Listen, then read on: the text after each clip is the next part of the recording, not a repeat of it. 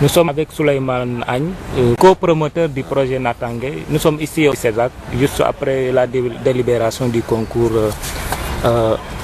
organisé dans le cadre du Global Entrepreneurship Sénégal 2013. Le projet Natangué a remporté le premier prix concours inter-école de la meilleure idée de projet.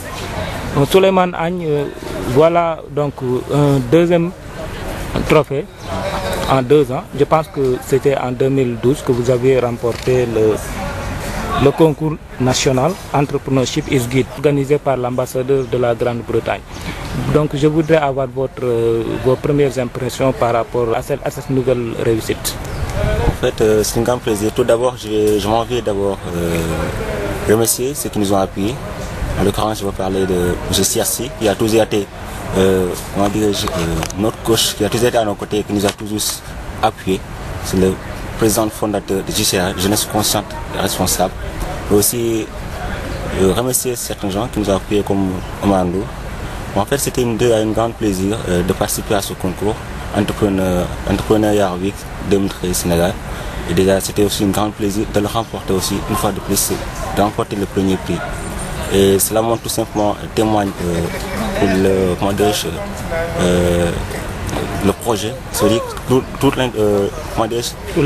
l'intérêt du projet, la pertinence aussi, l'innovation qui se trouve au niveau du projet. En fait, ce projet a été aussi déclaré le projet le plus pertinent. Oui, exactement. Il a été déclaré le plus pertinent, le plus innovant.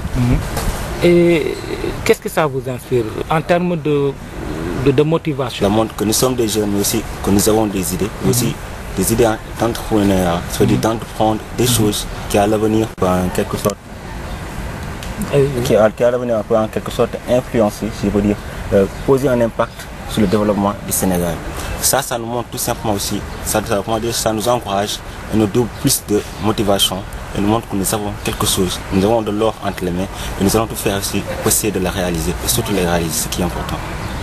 Mais en fait, j'ai vu que juste après la manifestation, qu'il y a eu beaucoup de sollicitations. Manifestation, il y a pas mal de gens, pas mal d'autorités, même de personnalités, qui sont entrés en contact avec nous, qui ont pris nos contacts et qui nous encouragent, qui nous disent qu'il faut réaliser ce projet. Maintenant, il faut le réaliser, il est temps de le réaliser. Est-ce que vous pouvez faire un petit résumé de ce projet pour que les gens puissent savoir? C'est un projet agricole, c'est un projet agricole qui vise à produire des produits sains et durables. C'est-à-dire des produits sains qui ne cherchent pas en quelque sorte à... pour des produits qui ne vont pas amener des problèmes sur la santé de l'homme. Des produits bio, quoi, comme exactement, qui ne vont pas aussi causer des problèmes sur l'environnement. Pour ça, on a développé une stratégie, ça veut dire une nouvelle méthode, ça veut dire la combinaison de l'apiculture, l'élevage des abeilles et de l'aviculture en vue d'intensifier et d'améliorer la production agricole. C'est ça la partie innovante de ce projet. Qu'est-ce que vous conseillez aux autres jeunes, en fait, qui aujourd'hui nous savons tous que le problème du chômage est une réalité ici au Sénégal, en Afrique en général?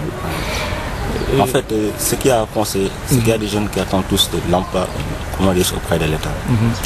L'État a certainement dit que nous allons, ils vont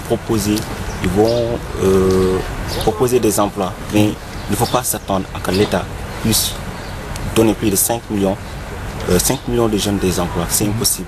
C'est tout simplement de la politique. Ce qu'il faut en fait, c'est que chaque jeune a quelque chose dans sa tête, chaque jeune a une idée, essayer de concrétiser cette idée, de le mettre en projet pour essayer de le réaliser. C'est cette réalisation en quelque sorte. Si chacun propose quelque chose, c'est ce cri-là que nous pouvons en quelque sorte, je peux dire, pousser le Sénégal au développement. Ok, donc Souleymane, encore je réitère mes félicitations et bonne continuation. Merci.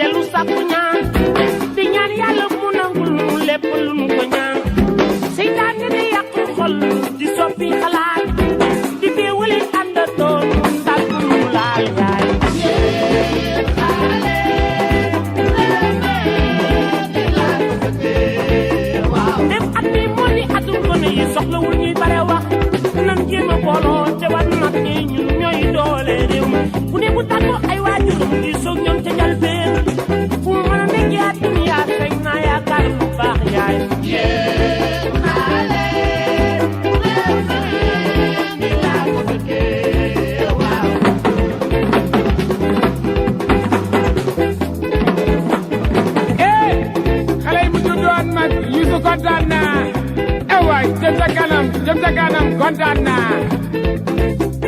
man de wàllu yi ma féete maa ngi samay